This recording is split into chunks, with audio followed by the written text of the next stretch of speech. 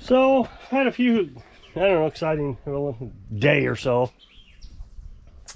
Let's see, where do I want to start? So the grasshopper, the grasshopper mower I've been telling you about, he came, picked it up today. He seemed okay. He didn't test or anything, but he left a great review on Facebook. So that's out of here. And that was a lot of money in parts, so I'm glad he came and picked it up. We're still waiting for the fuel filter on that. He got in a hurry. I think I told you that in yesterday's video, and he wanted it right away. Even though I told him May 12th, that he messaged me on Sunday on May 4th. So I went ahead and got that done as fast as I could.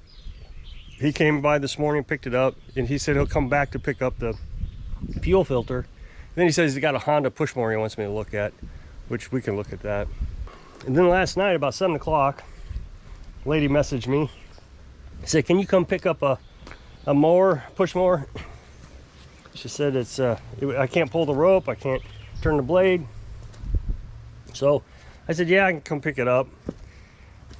So we left last night, 7 o'clock, which is very unusual for us. We don't do that.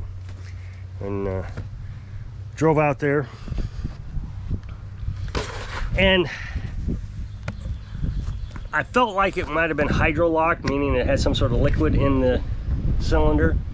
So I was able to turn the blade backwards. First thing I noticed was she didn't hold the brake handle down when she tried to pull it, so it wouldn't pull. So I held the brake handle down, was able to pull a little bit, but then it did stop. So I got up underneath the mower and I tried to turn the blade, it wouldn't turn. So I turned it backwards and it would turn that way. So then I turned it forwards and it would turn that way. So that tells me that there must have been something in the cylinder, some sort of liquid. So I took it over to a flat spot. Her whole yard seemed like it was gravel. So I got it into an area where I could start it. And I primed it with the priming bulb. It started right up, but then died. I tried it again and died. Tried it again. And the whole time it is just pouring out smoke, which again telling me it's got oil in the cylinder somehow. Now she has said she has hit something. So I started, and then I just started priming it. The whole time it's running, I just keep hitting that priming bulb, and it stays running doing that. So it's not sucking in any gas, and I'm just confused by this. I mean, it's obvious it's got oil in the cylinder. It's obvious that it's not sucking gas. So I do this for several minutes, and I finally say, well, there must be a crack somewhere in the cylinder because she's hit something. It's the only thing I can think. And it's not sucking in enough fuel. And she said, does these have a head on it? And I said, yeah, but I mean, if it was a stuck valve, it wouldn't start at all, but this is starting. So I go ahead and try it again, and it wouldn't start at all this time. I said, I think this one's shot. I think it's got a crack in it. Now, at first, like I said, I thought it was hydro-locked, but then I started changing my mind and thought, no, there's something seriously wrong with this. I said, I'll take it over to I can take it over to the shop and we can take a look at it, and I can take it apart and see what we see. And she said, no, I think I'll just have to get a new one. And she said, let me get you some money. And I said, well, that's up to you. I'm not going to charge you for this. And she said, no, I'll give you some money. So she goes inside, and Carolyn's standing there, and I'm standing there, and there's oil all over the deck because it's been pouring out of the muffler. And I thought, I'm going to try this again. And it's on the gravel, so I'm holding it down a little, you know, the handle down just a little. And I start it up, and it runs without me having to push the priming bulb or anything. It's running. Of course, it's smoking, just terrible bad. So I shut it off, and I take it back down to the spot I was so I wouldn't hit the gravel. I didn't want to throw gravel all over the place. And started it again, and it ran. And I just ran it until the smoke stopped. Or it was a lot less, I should say that way. It probably was stopped. And shut it off, and she's just ear to ear smiling. I started again, starts right up, no smoke. Started again, starts right up, no smoke. And I said, I guess it was hydro-locked. I said, I don't understand. I said, did you have it on its side or tilt it too far down or anything? No, and I didn't. I'm betting somehow or another it was on its side and she didn't realize it. Maybe in the shed it got tipped over. I don't know, but there was definitely some oil. that had gotten into the cylinder pretty badly. Now, I didn't take any tools with me. I mean, I could have easily figured this out if I could have gotten a spark plug out of there, but I didn't. So anyway, she paid me even more than what she said she was going to pay me after it started running. So started to come back to the house, and a few weeks ago I told you we had a problem with the truck. The check engine light came on, and it was the variable valve timing. Now, I'm convinced it was variable valve timing. The code reader said it was variable valve timing. All the YouTube channels said it was variable valve timing. Solenoids needed replaced, so I replaced them. Now, that was probably 1,000 miles ago. It was definitely a month ago. And everything I read said if that was not the fix, if that was not the solution, that the check engine light would come on again within 50 miles. Well, we're way past 50 miles. I don't know. I'd like to say we're closer to 1,000 miles, but let's just call it 500 miles. You know, we've been back and forth to town several times. We've picked up several lawnmowers, just a lot. As a matter of fact, when this happened, the oil monitor, you know, the thing that tells you how much percentage of oil you have left, when it happened, we were at 79%. And now it's at 55%. So it's been a good long while. So as we're coming home, we get the same message off the display that we got the last time. Loss of power, and the check engine light came on. Oh, no. So I just assumed it was the oil pressure sensor, because that could have been the other issue. Instead of just, it could have been the variable valve timing, it could have been the oil pressure sensor. So I'm thinking, okay, I already ordered one. I have one. I actually have two because the orders got messed up. But I got two sensors in the truck. I decided I wasn't going to change them because I thought I fixed the problem. So I thought, well, I don't know, sometime this week I'm going to change that.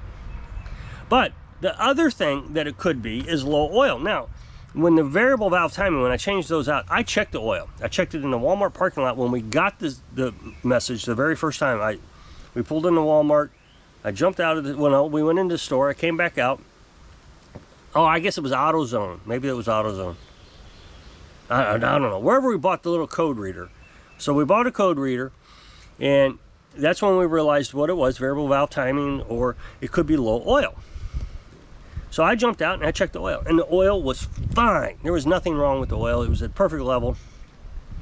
So when I checked it this morning, I checked the code and it was the same thing.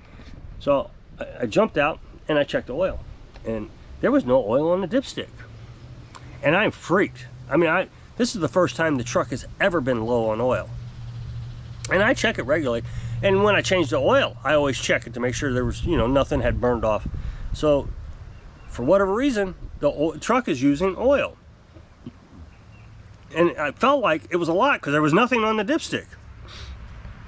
So I tell Carolyn, I'm going to walk up to the gas station. Now, it's a good long walk. I mean, I wasn't looking forward to the walk, but I was going to walk. And then it occurred to me, I need a flat spot. So if I just run the truck up there real quick and shut it off, it probably won't even have time to warm up. I mean, maybe a little bit. But the gas station will have a flat spot that I can park on to check the oil to make sure that there's nothing on the dipstick. And so I risk it. I'm freaked out, but I risk it. Now, I forgot to tell you, when I came home, the oil pressure was low last night. It was at 15. That's why I thought it was the oil pressure sensor. So 15 is really low. It's supposed to be at least 20. So anyway, I run up there, I shut the engine off, and I check the oil, and it's still, there's nothing on the dipstick. So I go into the gas station and I get 2 quarts of oil. And it's really expensive at the gas station. I mean, really expensive. But I was going to pay because it would have been more expensive to have to buy a new truck. So I dump a quart of oil in there. It's and I check it. So it was only 1 quart low. That's all it was, because now it's full. So, but there was a noise that had developed. Not a ticking noise, more. It's just when I would push on the accelerator, it would make this little vibration noise. And I kept thinking, I kept trying to listen for it, and I just never could figure out what it was. And that happened about a week ago. It started making this vibration noise. So I put the oil in it, and the vibration noise went away. Now, I told you the oil pressure was at 15 at idle. Now it's at 35. So, I mean, we lost a lot of pressure with that 1 quart of oil. I was surprised that 1 quart made that big of a difference. So I ran it up and down the road a few times, got it good and hot. Something else I noticed a while back that concerned me, maybe 2 or 3 days ago, was the temperature gauge. It always stays in the same spot. It never moves. I mean, never moves. And the other day I noticed it bumped up just a little bit, came back down. So I watched it, bumped back up, came back down. Not out of spec, it wasn't crazy screaming hot or anything. It was just a little bit, just bumped up a little bit higher than normal. And I thought that was odd. But it hasn't done it since. So it occurred to me that since it was probably low on oil, that it got a little bit hotter and the thermostat wasn't adjusting for that or something.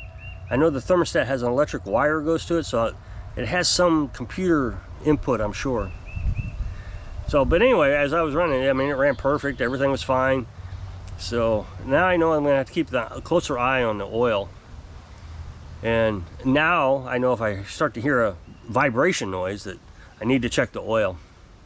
I feel like I've neglected the truck, but in all honesty, I mean, we don't drive it that much. So it's not like that I'm not maintaining it. I just checked the oil, not that, maybe a month ago at the Walmart parking lot. So it has me a little concerned.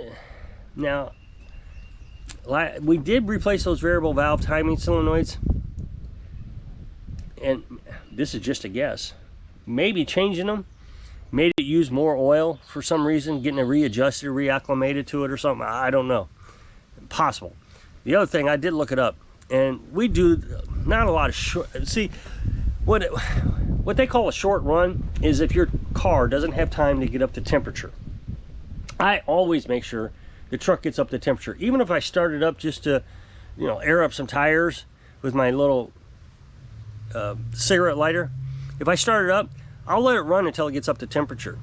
If we go to the gas station or something, I'll pass up the gas station, run it down the road 3 or 4 miles and come back. I waste gas, but I always get it up to temperature. I've always been notorious for doing that. I just know that short trips are bad, because what happens is water gets into the oil, and when you heat the engine up, the water evaporates off. But if you don't get it hot enough, you don't want to evaporate that oil out, and you just keep accumulating the oil, and the oil goes bad, and you're rusting out components in there, and it gets all foamy, and it's just not good. So you need to get it warmed up. Same with lawnmowers. So I've always done it, but maybe these 3 or 4 mile trips still isn't really good for it. Maybe I should be running it longer, but now I know I'll just keep an eye on it. I'll keep an extra quart of oil in the truck. But boy, that sure did worry me. And then today, Amazon was supposed to drop the packages off at the post office. And of course, the post office brings them out. And so I was supposed to get parts for this lawnmower and the push mower over there today, and they didn't show up. It says that Amazon still has them, which I find funny, because Amazon says it's going to be here today. How does Amazon, who's delivering the packages to the post office, not know they're not going to be here today? And it's starting to get pretty late in the day, so I don't think they're going to show up. That's all right. I'll get it tomorrow. I'm not in a real big hurry for this, and he didn't say he was in a hurry. So we'll get this. This one just needs a voltage regulator. I hope that's what this is.